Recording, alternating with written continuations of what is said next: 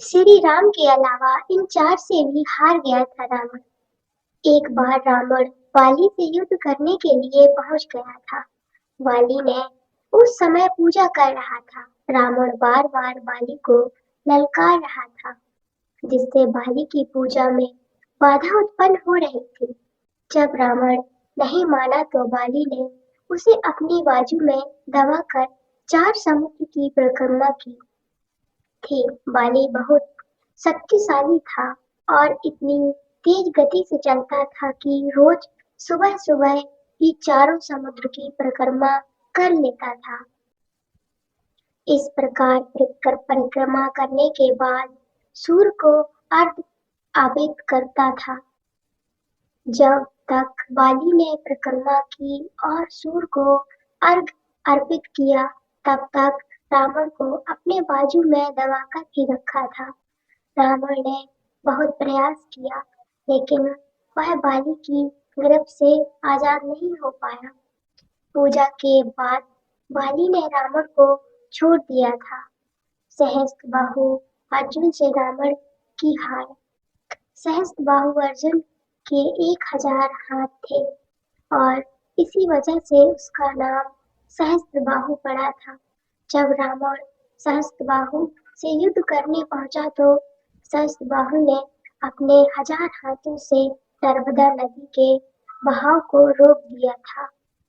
सहस्त्रबाहु ने नर्मदा का पानी इटका दिया और पानी छोड़ दिया, जिससे रावण पूरी सेना के साथ ही नर्मदा में बह गया था।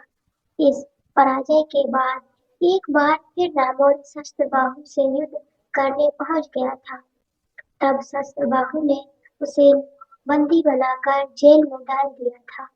राजा बलि के महल में रावण की हार। दैत्यराज बलि पाताल लोक में के राजा थे।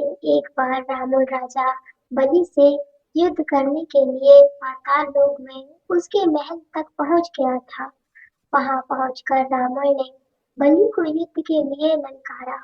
उस समय बलि के महल में खेल रहे बच्चों ने ही रावण को पकड़कर घोड़े के साथ अस्तबल में बांध दिया था।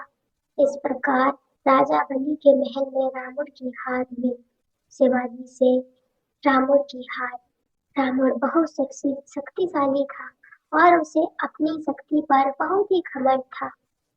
रावण इस घमंड के नशे में शिवाजी को हराने के लिए कैलाश पर्वत पर पहुंच गया था।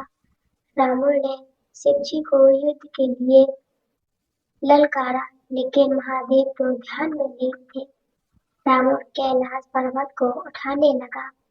तभी शिवजी ने पैर के अंगूठे से ही कैलाश का भार बढ़ा दिया। इस भार को रावण उठा नहीं सका और उसका हाथ पर्वत के नीचे दब गया। बहुत प्रयत्न के बाद भी रावण अपना हाथ वहां से नहीं निकाल सका। तब रावण ने शिवजी को प्रसन्न करने के लिए उसी समय शिव तांडव स्तंभ रच दिया। शिवजी इस स्तंभ से बहुत प्रसन्न हो गए और उनसे रावण को मुक्त कर दिया। मुक्त होने के पश्चात रावण ने शिवजी को अपना गुरु बना लिया। कैसी लगी दोस्तों ये धार्मिक स्टोरी? कमेंट सेक्शन में जरूर बताना। अगर स्टोरी अच्छी लगी हो तो प्लीज वीडियो को लाइक कर देना, चैनल को भी सब्सक्राइब कर देना। राधे राधे।